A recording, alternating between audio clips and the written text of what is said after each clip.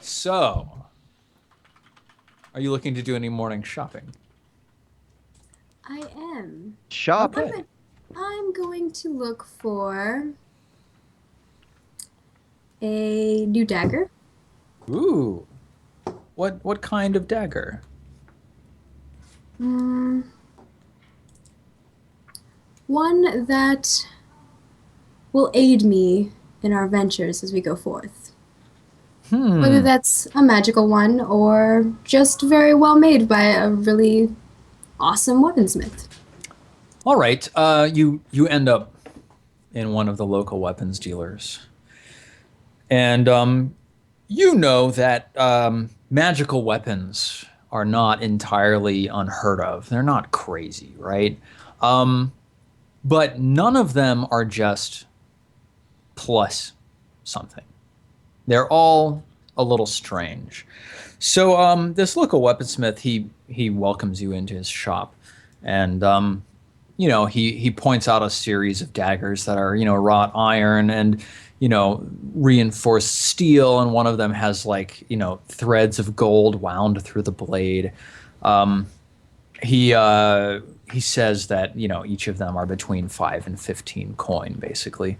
And then you mentioned that you're looking for something a little more special. And he says, "Well,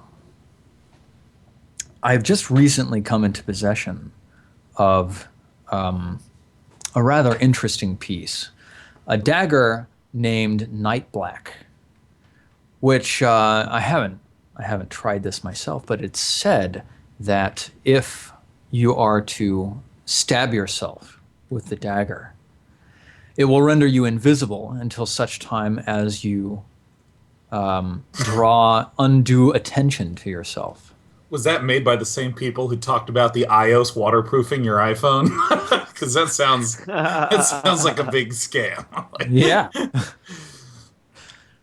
He says that it came from the mines of Cool. Let's see, Night Black Dagger. The mines of Cool, Koul. And it was forged from a single lump of metal, a strange metal found deep in the mines of Cool, by the great smith Jewel nearly 100 years ago.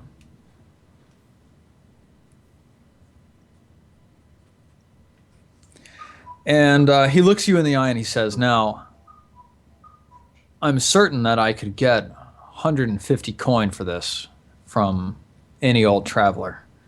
But I know that you've recently taken up with that paladin, Rock. And I I know have. that he seeks to rid this land of the taint that spreads throughout it. So for you, I'm willing to go down to 125." Hmm. That's a fair deal.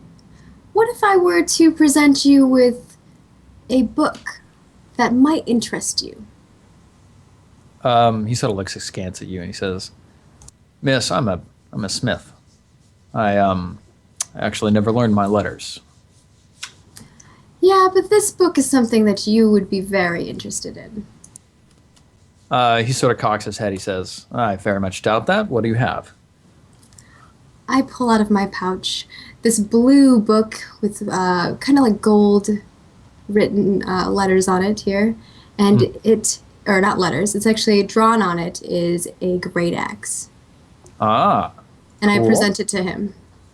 Yeah, he sort of looks at it and he picks it up from your hands and begins leafing through it. And he sees this incredibly illustrated manuscript that shows like the series for forging a number of weapons of unusual properties. And he takes a look through it very quickly. He looks you in the eye and he says, "This is a fascinating piece. In the right hands, it could be incredibly powerful. Very well. I'll sell you this night black dagger at half price, 75 coin." Fair enough. All right. Nice. he heads back into the back of his shop where there's a heavy forge and an anvil, and things are beginning to heat up for the day. He's got an apprentice boy running around, and he comes back with a it looks like just a raw iron dagger. The haft of it is just like a twisted bar of iron. There's barely any crossbar protecting your hands, and the iron itself it just ends in like a spike. But the entire thing, when you grasp it with your hand, almost like your hand sort of creeps and crawls. It feels almost slimy to the touch. So yeah. Go ahead and add your night. I want to test it out before I take it. Okay. And then complete the transaction. So Yes. I kind of like stab myself a little bit. Yes. Prick myself on the finger and see if it works. Well, he sees you trying this, and he says, "No, good lady. It's not simply a prick. You need to stab yourself with the dagger." What?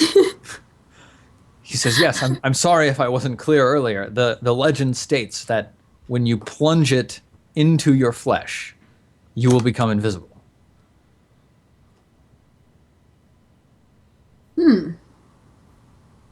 All right. Wow. I'm gonna go test this out on something else then. Okay, cool. Where are you going? I'll find one of those rats that are hanging out in the alley. Okay, well, Try it out on one of them. As you leave, he mentions, "It only works on yourself." Damn it. Okay. Just going stabbing people in the village. I can see you. I can see you. I can see you. Yes. So here we all are at the gate. Does anybody else want to buy anything else? Any healing potions, any bandages, any poultices, any adventuring gears, bags of books? I have no money. Yeah, I recommend to the party that we should, but then once again state that I have no money. I've already gotten the gift that I came looking for. Fire and shit. I look at Wyman and I'm like, you seem to have made quite a few friends with some interesting deals. I toss him 25 coin and I ask him, or more than 25 coin, 50 coin, and I say, why don't you get us a few potions, healing potions, for our journey before we head off? Sounds good. Wyman, All I'll right, Lord join you on Wyman. that. A healing potion costs 50 coin. What? And What? because you have a minstrel with Get you, it costs these. you 49 coin. All right. Well, let's buy some bandages then. Each 3 uses of bandages costs you That's 5 expensive. coins. Okay, let us purchase, Steven, are we just talking to like a random merchant? Yeah. and the weight is 1. For each, yes. No, actually 0 weight. Bandages are 0 weight. Oh, great. Let's purchase 3 sets of bandages Okay. for 15 coin. Cool. Sounds good. How much do So bandages heal? each one has how many uses? 3 uses, 3. and each one heals 4 damage. Poultices and herbs each have 2 uses and heal 7 damage. 1d4 or 4? 4. Okay. Okay. Yeah. Cool. When Wyman walks How away... much is oh, how go much ahead, is go an ahead. adventuring gear? How much is adventuring gear? Adventuring gear. 5 coin. 20 coin. Oh, someone in Don't you chat mean just made 10 me laugh. coin? For you, He- 19 coin. Healing potions for the emo dagger. Sorry. I'm afraid I only have 15 coin left on me, but You spent 15 coin out of 50 and you only have 15 left? wait, 50? I thought you said 25.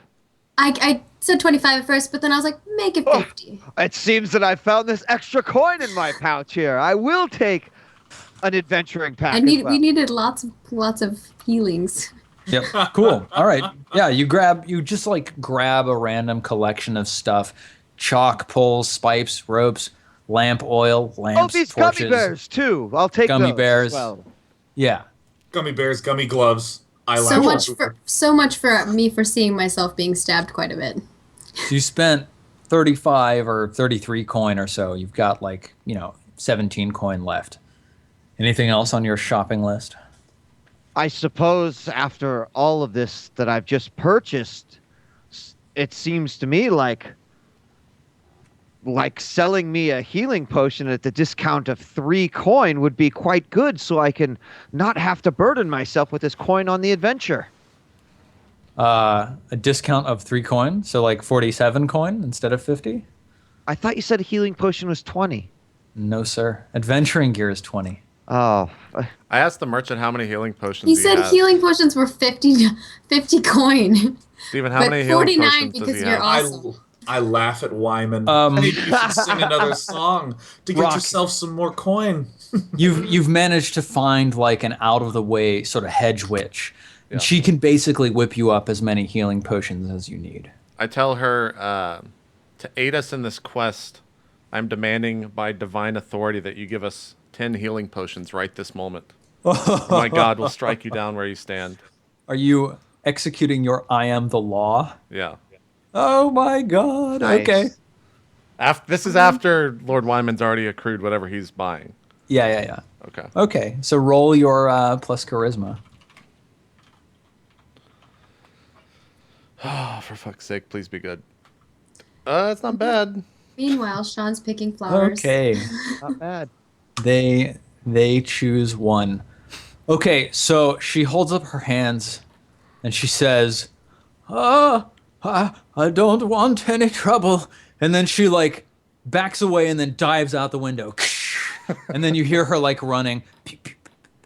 Well, clearly she couldn't have She taken all dove of her. out the window? Yep. There are 2 intact healing potions. Yeah, of course. Left within her hut on the I edges. turned to of Lord shape. Wyman. I'm like, Lord Wyman, if you please. So I don't Yeah. know that I can actually carry them. Healing potions don't weigh anything. They don't? No. Well, let's then I'll see. just grab them. Yep, 0 weight. Cool. Sweet. Is He's that- like, I don't know if I can carry those. I'm like, sure you can, Lord Wyman. They're very. Lord Wyman's arms are a little full. Even someone as frail as you can hold something like this one. He's got bandages and Let's go! All right. Is that everything? Yeah. Okay, so with Redis leading the way, mark off 2 rations for those of you who spend rations, Lord Yeah. Wyman and Lobelia. Oh, that's right. I don't have to eat. Yep. And yes. So let's see. How many days does it take to get there? Takes you 2 days. I don't sleep the entire journey, so I take watch every night whenever Awesome. people are resting. Do I Now, need to make that unfortunately, roll? Radis, the merchant who's wielding that table shield, is such a skilled tracker that he guides you unerringly along the twisting paths that thread their way through the Beholder's Eye Mountains. He leads you unerringly to the Dagger Falls. And, you all splash your way through the falls, make your way behind to where the secret entrance is located. And Lobelia, with a quick moment's study, you're able to reopen the entryway. all right. And when we get inside, does everything appear to be as I had left it?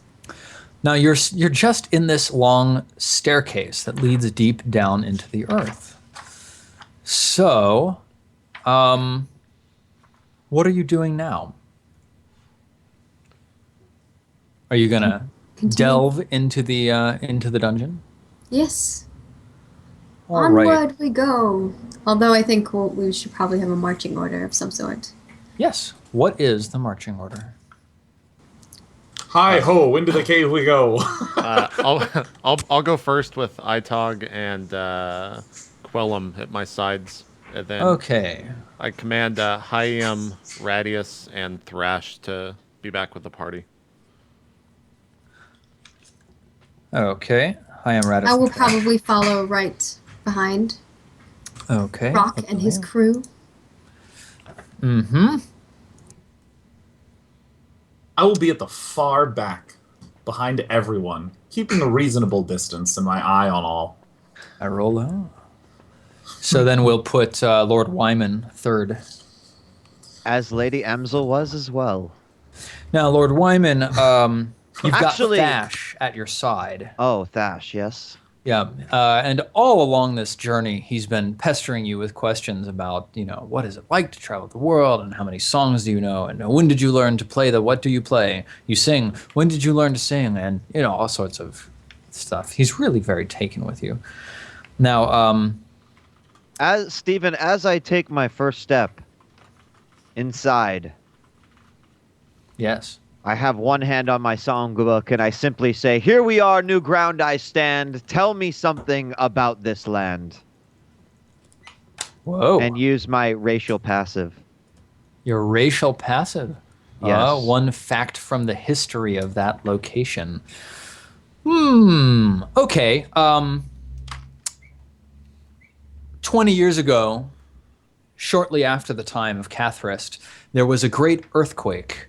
And in the wake of the earthquake, it's said that the local towns saw an increase in the number of restless dead in the area.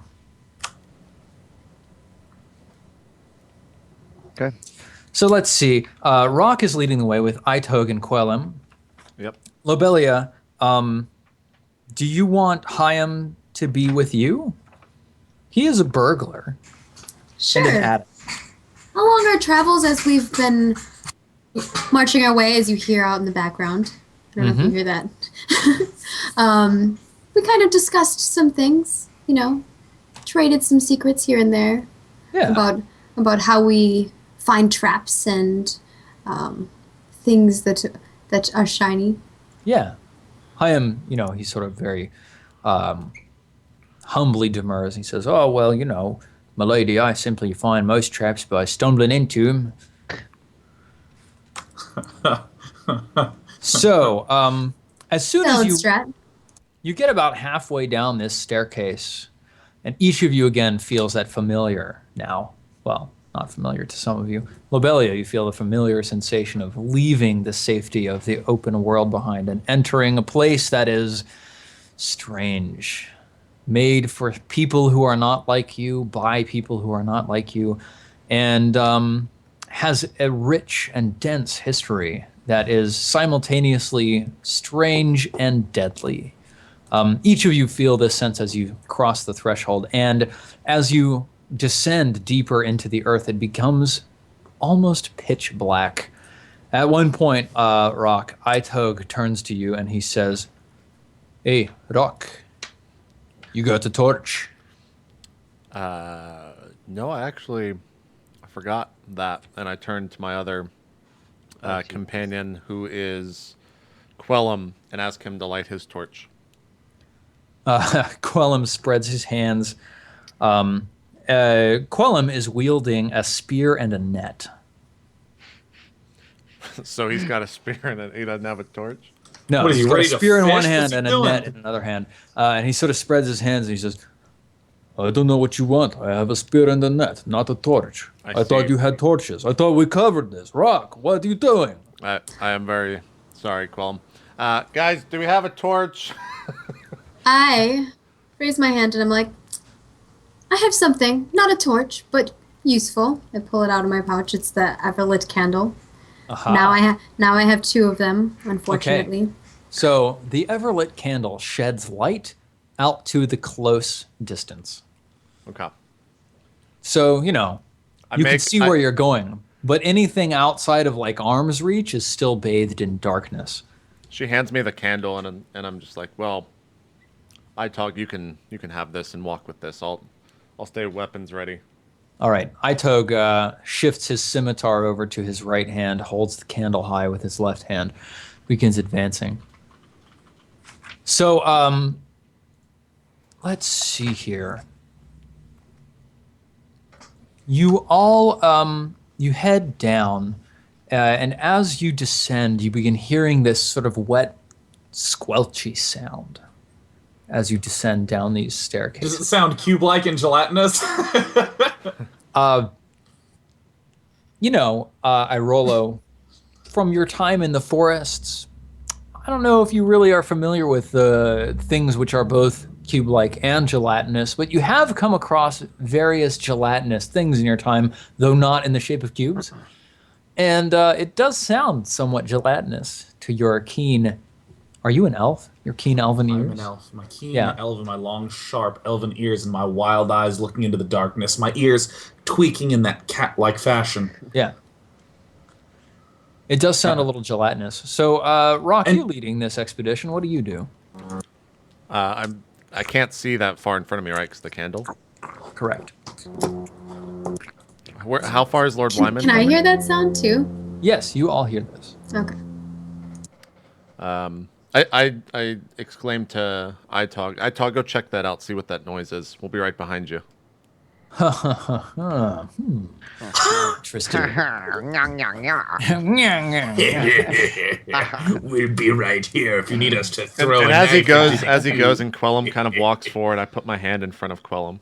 Okay. And Steven, is this? Can I kind of sense that the sound is very similar to what I had experienced before, or no? It sounds different. You remember that the gelatinous cube you encountered didn't make a whole lot of sound. It kind of crept up creepily silently. Now, Rock, roll plus Itug's loyalty, Oh my which God. is 0. 0. I hope it's not the reanimated gelatinous corpse of Amsel or Fink. That would freak me right the fuck out. 5. Okay. Oh my. Itug descends, leaving you, by the way, in pitch blackness with this sound. Yep. And as you stand in the pitch blackness, you hear this. We see Itog walking forward, right? Yeah. Okay. But we still hear And the noise. he turns a corner to the left, descends another staircase. And then you hear the sound of his footsteps as they run back up the stairs. He comes up, the candle nearly blowing itself out with his speed. He shoves it into your hand and he runs to the back of the group and he says, I'm not going there. No, I'm not going. I take my sword and sheath it, grab the candle, and walk down the stairs with my shield in front of me and the candle right behind it. Okay. You turn the corner, head down the stairs, and you see that the secret door leading into the chamber is cracked ajar. You hold the candle high, and you see the ground like seething with a mass of like pulsating larval creatures, just sort of like blanketing the floor. They actually each have like faces, and they look up at you and start going. Oh my God. My God, we've just stepped into Twitter. Yes. So yeah, what do you do? Like, did the rest of you follow Rock as he descended? I'm following. Yes. Okay, yes. awesome. So you're all sort of like up, peering, like, foreheads vertical over the, like, around the edge of this door, and you see like you see this central pool place with 2 gargoyles on each side now, 6 gargoyles perched above on the ceiling, and the rest of the room is completely shrouded in darkness. You can't even see the doors, but these larval creatures writhing on the floor, they're each like maybe the size of a cat or something like that, just sort of like slurping around. What do you do? I asked Lobelia if she's encountered these before on her first visit. As I'm peering in between someone's legs looking into the room, I'm like, nope. I've never seen these creatures before in my life. I'd like to simply squish one. All right. You step over to it, raise your leg, and bring it down. Why don't you roll your hack and slash? Surely. Is that against strength? Yes. Oh! Nice. Yeah, you set your foot solidly in the middle of one, dealing 1d4 damage. Go ahead and roll that up. Oh man, Marcus with the early good luck of Lady Amsel. 2. Okay, let's see here. How many of these things could there be? I think Make your cat cat-like knows. noises. They were cat-sized. No. But were they cat noised? Yeah, so you set your foot down on one of them, and immediately it's sort of like it opens this irising mouth on the front of it, and like these pointed, viciously sharp fang-like teeth go grasping in search of your foot. You manage to like leap backwards without any undue harm, unless you'd like to do an additional 1d6 damage. Nope, nope. I Sly saw motherfucker. Steven's face. nasty teeth and simply sprung back. Yeah, as that thing like goes to attack Lord Yeah. Wyman, I like throw him back and draw my sword and go to strike it. All right, you step forwards, Rock. Roll your strike. Roll 2d6 plus 1. 7. All right. So, like 3 of these things begin slurping in your direction. You like bring your sword down strongly on top of this one thing with this human-like face that's split open with this huge like fang-studded mouth that's slashing in your direction. Yep. Roll your damage. 9. Dude, the Oh, cat man, meowing all right. is the perfect noise for this. He's like, My cat does this whenever she's hungry. Yes. She doesn't go meow meow. Sometimes she does, but when she's hungry, she goes pathetic, she goes. That's what she does. Okay, so you bring your sword on top of this thing, and it like splits in two, and just like explodes with mucosal filth all over your feet. And like one of the things that was slurping in your direction leaps onto your thigh and block it with my digs its shield or no? fangs into you. Guess not. Roll 2d4 Okay. twice. You take the worst of those two numbers. Okay. 3, 4. You take 3 damage. I take 0 damage because I have 3 armor.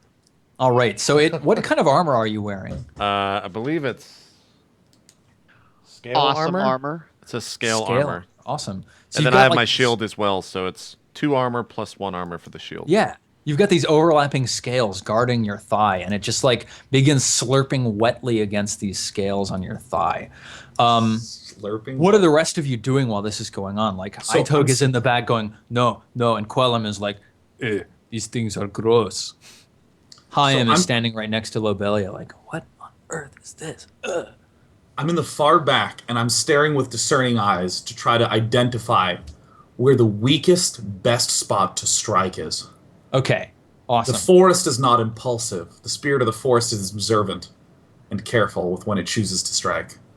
Is this like a class move? No, this is just me spouting bullshit. No, that's fantastic. Okay. Yeah. Let's see here. Discern realities. Man, huh. Okay, you can either discern realities or spout lore. Which do you want to do? I'd like to discern realities about the combat situation. Cool. Go ahead and roll. 9, so you get to ask one, and I think the one you're asking is like what here, or what should I be on the lookout for, maybe? Yeah, I mean, if I may just make up the question, I want to know what is the best, weakest spot to strike in this battle. I'm trying to discern an opportune combat. I can fold Or that into combat the opportunity. questions for discern realities. You see another one of these things come slurping forwards in the direction of Rock, and it opens its mouth with a wet, and you see like slime dripping from all the fangs, and it's got this face that looks almost like some girl you used to know. Ugh. But like it's got the huge irised fang mouth, and you can see that the inside of its mouth is completely undefended. And if you could if you could deal some damage as one of these things had an open mouth, then you'd really... Wait, so is this thing open mouth at me? Yes. I just fucking stabbed my sword. All right, roll it. 2D. 10. Oh yeah. Jeez, I'm not getting an opportunity to Wow. attack. Do you want to expose yourself to an attack in order to deal extra damage, or do you just want to deal your damage? I just want to deal my damage. Okay. So I keep Roll. my sword up and strike at it. Fuck. Yeah. Are you still sure? If you what's the second attack? I just You make a bop second him with the attack? flat side of your sword. So Bad on a- kitty ooze. On a 10 plus, at your option, you may choose to deal plus 1d6 damage, but expose yourself to the enemy's attack. No, I keep my shield up. Okay, so you stab in its direction. It closes its mouth quickly, but not before you manage to like cut a gash in one of its, in its cheek. Now you look around. And it looks like there's about 15 of these things on the floor, all slurping in the direction of the open secret stairway. So let's leave with that image. Fade to black for a moment. Take a quick break. Come Okay. back and find out how the rest of this goes. Go feed your cat, Steven. Yeah, Jesus.